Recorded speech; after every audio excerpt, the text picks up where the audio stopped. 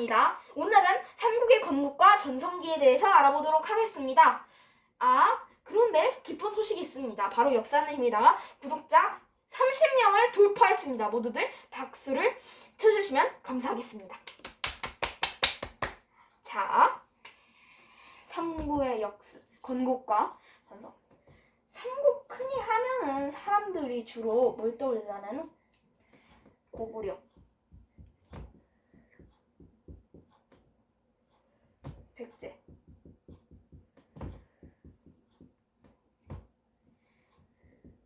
신라를 떠올리길 마련입니다. 하지만 가야라는 나라가 있는데요.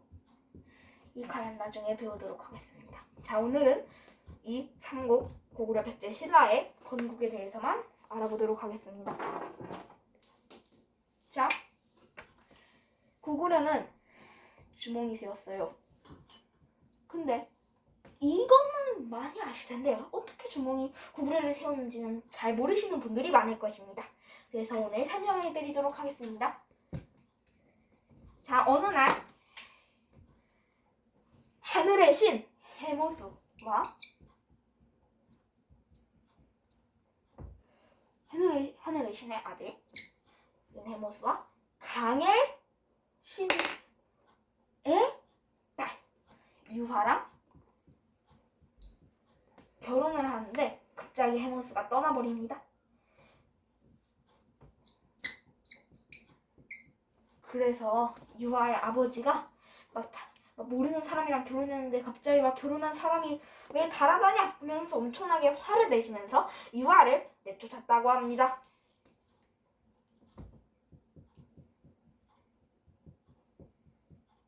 그런데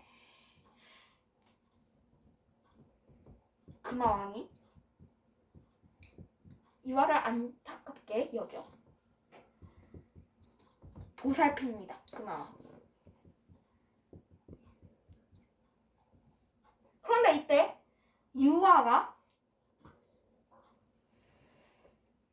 알을 낳게 됩니다. 그날. 그래서 금화왕은 불길한 징조라고 여겨서 큰 알을 버렸는데요. 그런데 동물들이 그 알을 피해가고 그 다음에 새들까지 그 알들을 품어줬다고 합니다. 그래서 다시 유화에게 줬다고 합니다. 자, 그 다음에 그 큰 알은 주몽이 들어있었습니다. 그래서 주몽이 태어났고요. 그래서 주몽은 왜 이름이 주몽일까요? 바로 7살 때부터 활과 화살을 잘 쏘는데요. 그래서 활을 잘 쏘는 사람이라는 뜻이 주몽이 됐다고 합니다. 이렇게 주몽은 똑똑했다고 해요. 그래서 똑똑하고 또 공부도 잘하는 주몽을 누가 시기를 했냐면 바로 금화왕의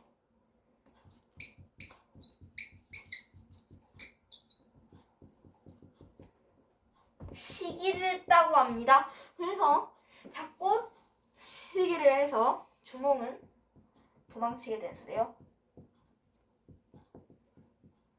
결국에는 주몽이 도망쳤는데요.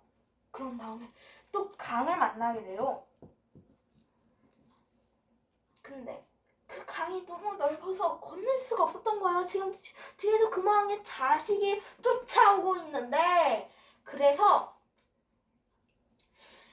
주몽은 빌었다고 합니다. 저는 하늘의 신의 손자이자 강의 신의 외손자입니다. 저를 구해주십시오. 해서 갑자기 물고기랑 자라가 다리를 만들었습니다. 그래서 결국 금화왕의 자식을 피할 수 있었습니다.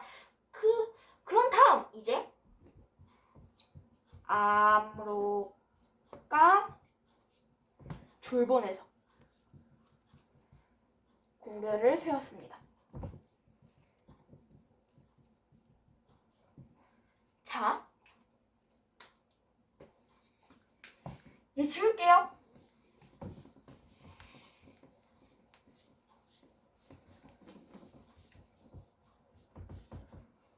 그래서 주몽이 구구를 세웠다는 거 기억해둡시다. 자, 백제도 고구려랑 좀 연관성이 있어요. 그래요. 주몽은 비류, 첫째 아이, 원조, 둘째 아이가 있었다고 합니다. 그런데 주몽은 이미 비류와 원조를 낳기 전에 이미 결혼한 부인이 있었습니다. 근데 그 부인이 유리를 낳았죠. 그런데 처음에는 비류, 원조, 주몽이기만 살았습니다. 근데 어느 날 유리가 나타나서 저는 왕의 아들입니다 하고 말을 해서 비류와 원조는 왕이 되지 못할 처지에 놓이고 또 자기까지 죽음을 당할 수 있는 상황이 되는데요. 그래서 도망쳤고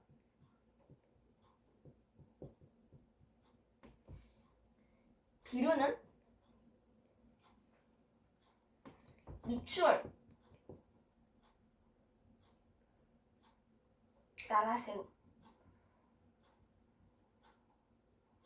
미추홀의 나라를 세우고, 근데 미추홀은 현재 인천입니다, 여러분들. 원조는 한강유역에 세웠다고 합니다.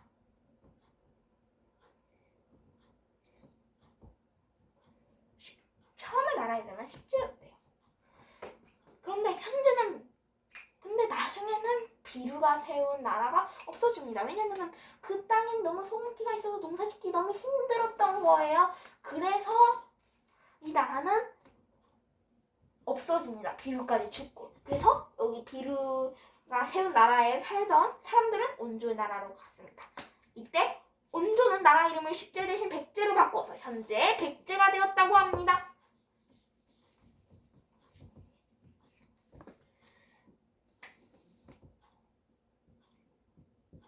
원조.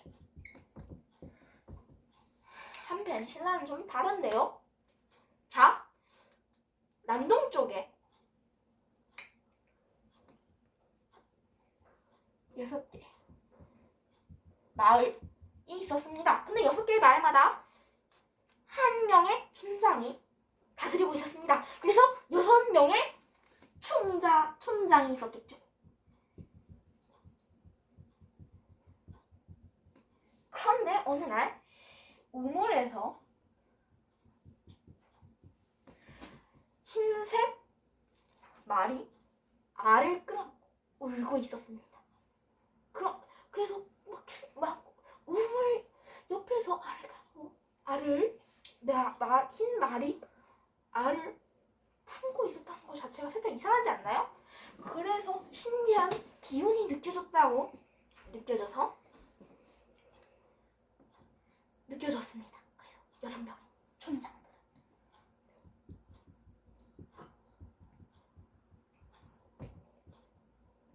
그래서 가까이 가보니 흰색 말은 하늘로 가버리고 그 옆에 알이 있었습니다. 그 알에서 미남이 태어났다고 하는데요. 그 사람이 박혁거세입니다.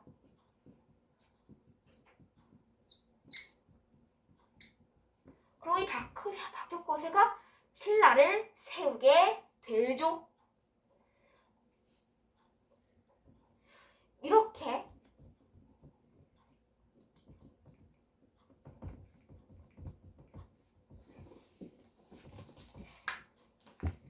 알아봤습니다. 신라는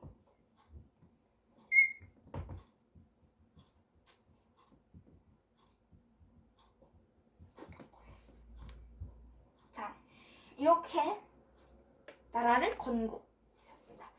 과연 삼국의 전성기는 언니였을까요? 자, 백제는 근초고왕 가장 빨랐습니다. 백제는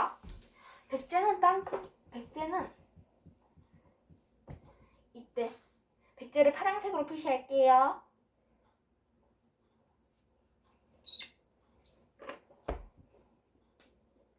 땅 크기가 한강유역을 포함한 때였다고 합니다. 자, 고구려는 언제 때였다면은 5세기 장수왕 광개토대왕 때였다고 합니다.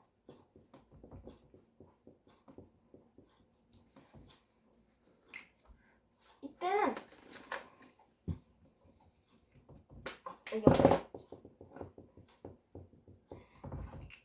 이때는 고구려 땅이 이쪽에서 많이 있었고 백제 전성기와 같이 고구려도 전성기 때 한강유역을 차지했다고 합니다.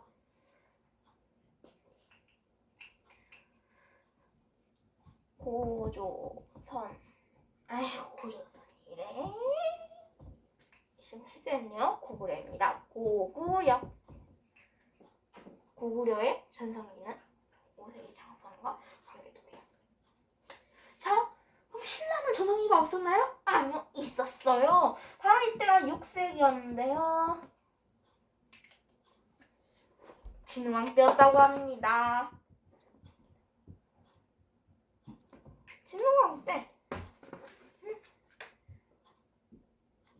이렇게 있었고 신라 땅이 한강유역을 차지하고도 한 고리 땅 이쪽 여기까지가 다 신라였다고 합니다. 근데 여러분들 다 공통점을 찾으실 수 있어요. 바로 고구려 백제 신라의 전성기 때 바로 한강유역을 차지하는 것을 알 수 있습니다. 왜 그럴까요? 왜냐면은 먼저 왜 한강유역을 점령했을 때가 전성기냐면은 첫 번째, 한강유역은 농사 짓기가 좋아요. 강이 있잖아요. 그래서 농사 짓기가 좋은 거예요. 두 번째는 그 옛날에는 한강으로서 중국과 교류할 수 있는 길을 만들 수 있다고 합니다. 그래서 이제 한강유역이 중요한 땅이 된 거죠. 자, 오늘은 우리 삼국의 건국과 전성기에 대해 알아봤습니다. 다음 시간에는 삼국의 문화에 대해서 알아보도록 하겠습니다. 자, 다 구독, 좋아요 꾹꾹 눌러주세요. 안녕!